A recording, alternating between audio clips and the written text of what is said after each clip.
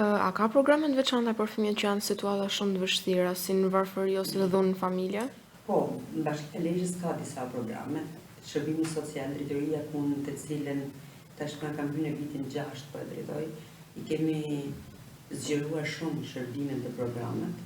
Nëse do i rreshtoja ajo më e prapë është ndihma ekonomike, të cilët familjet më me nevojë marrin ndihmë ekonomike tek Bashkia e Lezhës, shërbimi i aftësisë kufizuar, por gjë që më bën më krenar janë shërbimet qendrat komunitare të cilat tashmë Bashkia e Lezhës i ka hapur. Kemi qendrën komunitare e cila punon jo vetëm me fëmijë, po punon edhe për prindrimin pozitiv, edhe me target grupet e nënave dhe prindërve. Këto gjëra që ne i bëjmë brenda bashkisë qendër, ne i zgjerojmë dhe në të gjitha njësitë administrative, ku administratorët shoqëror evidentojnë grupet më vulnerabel dhe ne bashkëpunojmë me to.